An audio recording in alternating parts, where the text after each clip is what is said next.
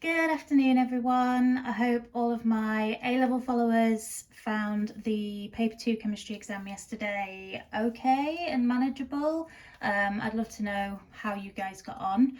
And as a result of that passing, I wanted to focus today on the upcoming GCSE Paper 2 exam.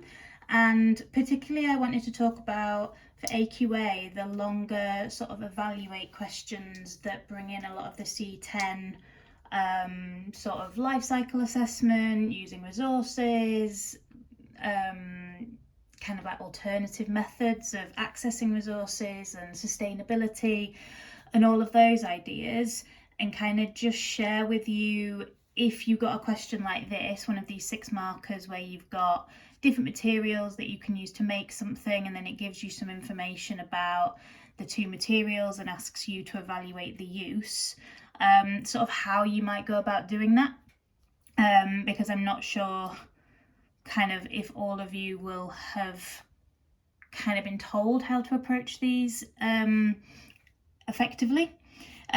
So we'll talk through the question, and then I've also copied here from the mark scheme the indicative content. Now, what you don't get to see when you look at the mark scheme is sort of how these marking points are split up, and that, I guess, is the key thing that I want to talk about. There are certain things you can say about the materials that will be, I guess, weighted more than other things you can say about the materials. So I guess I wanted to give you guys the insight so that hopefully, if a similar-ish sort of question comes up on Friday's paper, that you can feel confident in how you're going to tackle it. So the materials that we've got: aluminium alloy and bamboo, and we're thinking about making bicycle frames. So they've told us what the raw material is, the cost of the frame, the strength of the material in arbitrary units, which just means like it's not in, I don't even know what you'd measure like strength in, like force, newtons maybe, I don't know, but there is no scale. It's just kind of numbers that you can kind of compare and go, oh well, the aluminium's stronger than the bamboo. That's kind of it, really. The mass of the materials, the lifespan in years, and then how you can dispose of the material at the end of its life. So once you can't use it as a bike anymore, what can you use it for? Now, it says just to evaluate the use of aluminium alloy and bamboo for making bicycle frames, use table 3. Now, absolutely use table 3, or whatever table is in the exam if one comes up on Friday. But it's so important that you also bring your own information in. Now, I have marked questions whereby students have just gone through the list and said, oh well, aluminium alloy comes from aluminium ore, whereas bamboo comes from plants, and the bamboo bike costs more, so the aluminium alloy is cheaper. And they've literally just gone through and compared sort of the 2 materials strictly along the lines of the cost or the strength or the mass or the lifespan, and they've not done the golden thing, which is then make links, as it were. So there's 2 types of responses that you can give. You can give comparisons, where I guess quite self-explanatory really. You compare, oh, the bamboo bike will have a longer lifespan than an aluminium bike. That's a comparison. Those are the sorts of statements that are really going to limit the number of marks that you can achieve out of 6. Pretty sure you'd probably, if you only gave comparisons, be able to get sort of 1 or 2 marks. The key thing to be doing is to be able to say, oh well, the lifespan of the bamboo bike is 10 to 15 years, which means that consumers won't then need to replace the bike as often, so it's perhaps a more cost-effective method, material to buy a bike made from. But of course you could then back that up by saying, well, not really, because you could buy 5 aluminium bikes for the same price as 1 bamboo bike, so it doesn't matter that its lifespan is shorter, because you could replace it 5 times and still kind of have only spent the same amount of money. And those are the sorts of comparisons that I mean, they are comparisons, but those are the sorts of statements that we would call links, whereby you're not just saying the bamboo has a longer lifespan than the aluminium alloy one, you're kind of going further than that, and you're either linking it to, I guess, what I would call, I don't like saying common sense, but I guess it's a bit less sciencey to think, oh well, the aluminium alloy is lighter than the bamboo one, so therefore it'd be easier to carry and easier to transport than it would be if it was heavier. It doesn't feel very sciencey, but that would still class as a link. So you've started with the comparison of the aluminium alloy is lighter, then you've gone on to say why is that going to be useful in the sense of it being used to make a bike frame. So that's the difference between a comparison and a link. Now, some of the links that you can make don't really even need a comparative statement. So thinking about the raw materials, and this is a really, really good one where you can bring in a lot of your own information, a lot of your own knowledge, and pick up basically a lot of the marks. Aluminium ore, we have to mine it from the ground. Why is that bad? Well, we've got machinery. It's very polluting, both in terms of visual pollution, noise pollution. The machinery is probably going to run on fuels that will release CO2. There is a limited amount of aluminium ore that we can extract from the ground, so that's not very sustainable. It's certainly not renewable, whereas with plants like the bamboo, you can plant more of them. So you can replace the plants that you are using.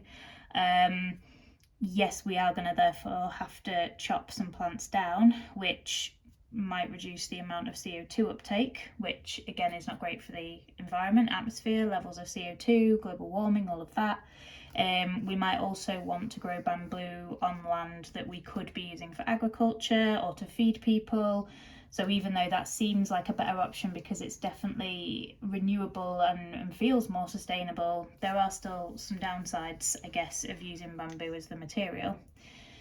And all of those things that I just said would all class as links. So bamboo is renewable is a link in its own right.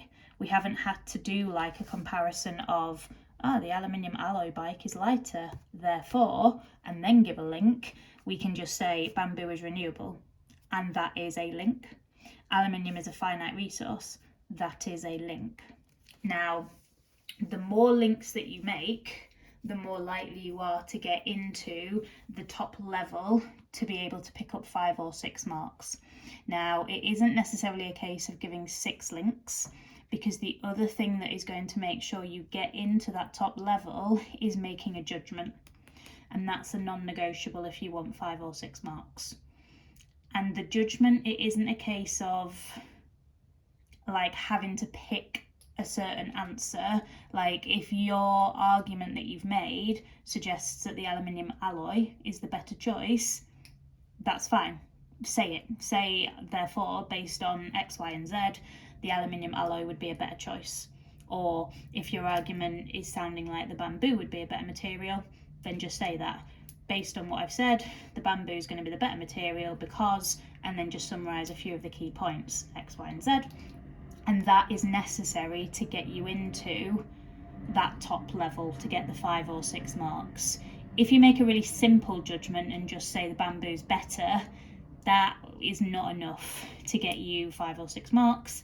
That would be enough to maybe get you 3 or 4 in conjunction with links. But if you don't give a judgment with a little bit of a summary after it, then you will be maxing out at 4 marks on a question like this. So don't forget your judgment. If it says evaluate, you have to give a judgment. Please don't forget that. And then I guess what I wanted to just do is work through this list of points and kind of split them into which are the comparisons, which if you only made comparisons, you'd be getting 1 or 2 marks. If you start making links, you'll be getting 3 or 4 marks. If you make a good number of links, and I'd suggest maybe 5 or 6 is ample, and then you make a reasoned judgment, you will be getting 5 or 6 marks. And in terms of where your links come from, you don't need to pick every single row in this table. You could literally get 6 links just from talking about the raw materials and then give a judgment and get 6 marks. And I don't know, you know, if this is all sounding very familiar or not, but this is how it works. So we've got, let's do a bit of a key, comparisons in yellow. So the bullet points that I highlight in yellow in a second, those are your comparisons. Those are the ones that they don't have as much weighting. They're not as, I don't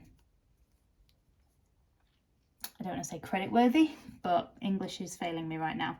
So the cost of the aluminium alloy is lower. That is a comparison that we've taken straight from the table. We can see cost is less. Lovely. Strength, aluminium alloy is stronger. That is a comparison. How do we know it's stronger? Because the arbitrary unit value is nearly 100 bigger. It also says that the aluminium alloy has a lower mass, and again that's a comparison because we can see 1.6 kilograms compared to 2.4, it is absolutely lighter. And then the aluminium alloy frame lasts less long, which is a very weird way of putting that. I'd have said it has a shorter lifespan, but yeah, anything along those lines. That's also a comparison as well.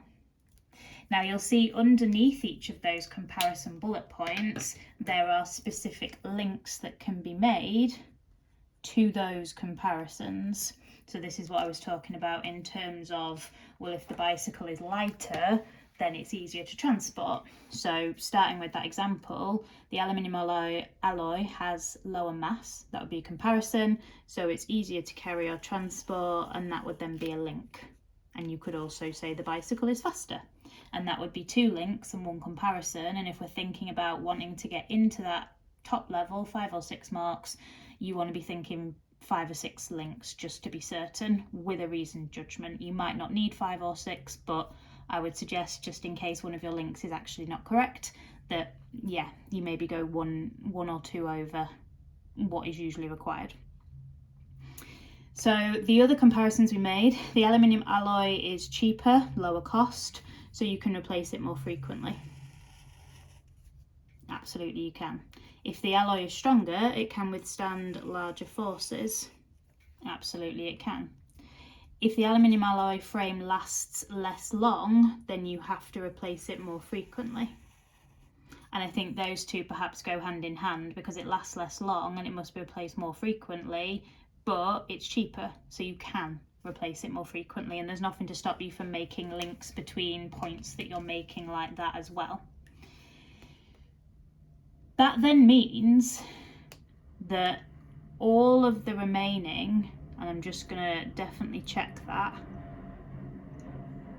but yeah, all of the, well, actually, no, my apologies, aluminium alloy is recyclable. That is from the table, so that would be a comparison as well. But then again, they've gone on to say that means, and this is your link, that the aluminium ores are conserved. Why is that good? Because aluminium's a finite resource. So all of the others are going to be links in their own right. So from the raw materials part, the bamboo is renewable, that's 1 link straight away. Aluminium's a finite resource, that's a 2nd link straight away. Growing the bamboo uses up agricultural land, mining aluminium ore is a polluting activity, there's another 2 links. Bamboo can provide renewable heat energy. Now this one, depending on how you word it, might be a comparison or could be a link, because it says the bamboo is burned to produce heat energy. The bit that makes this a link is the word renewable, because that's you having to recognise that plants can be regrown, and that's the bit that you're bringing to that statement. So less overall contribution to global warming, and is going to be carbon neutral, because we're going to grow the plants that will absorb CO2. Yes, when we then burn them, we do release CO2, but because the plant's growing has already absorbed some, there's no net release of CO2 to the environment. That's what we mean by carbon neutral. And then it also doesn't say in the table that either of them go to landfill, because the aluminium one is recycled and the bamboo one is burned. So if you then make a comment about neither of them reaching landfill, then that's another link. And then both materials have a sustainable disposal method, that would then be another link, because again, that's not something that they haven't used that terminology in terms of recycling being sustainable or reusing the bamboo bike to produce heat energy. Again, very sustainable. And then don't forget your judgment. So what I would be suggesting is not necessarily trying to answer every single row in the table. It would be a case of picking some of the ones where you feel like you can make the links. I think the raw material one is a really, really good one to pick because you can get multiple links very easily there if you know the information, obviously. And I'd say the disposal method is another really good one to try and pick out, because we've got recycling, we've got landfill, we've got burning as a fuel, incinerating maybe, instead of sending to landfill. But there's a lot of things that we can make connections to there from our C10 knowledge. And just a reminder, don't have to say everything in the table. Another thing, I'd go for 5 or 6 links and a reasoned judgment. And then finally, this is never going to be an exhaustive list. If the person marking your exam paper goes, oh, they've also talked about, for example, that when we mine the aluminium ore, we use heavy machinery, and the fuels that the heavy machinery use are going to release CO2 into the atmosphere, and that's going to lead to global warming, that is a very acceptable link. So the examiners will not just be looking for these, they will be looking for other correct links and will credit you with those as well. So yeah, that would be my advice. Don't go for the whole table. Be selective in which rows of the table you're going to compare. Go for 5 or 6 links, reasoned judgment. There's no need to keep writing and writing and writing, because as soon as that number of links has been found in your answer and they've found your judgment, then that's it. You're going to get 6 marks. So yeah, I hope that that's been some sort of useful. And I guess if anyone's got any questions or needs any clarification on that, then please just let me know. I might be able to get up another video for the GCSE paper on Friday tomorrow. If anyone has any requests, please drop them in the comments today, so that I can get that organised. And then if you're watching this and this is the last video you see before your GCSE Chemistry Paper 2 exam on Friday, then I want to wish you all the very best of luck. Yeah, and then that will be chemistry done forever for some of you, which I'm sure you'll be very happy about. But yeah, I really hope it goes well, guys, and please take care of yourselves. Catch you soon. Bye.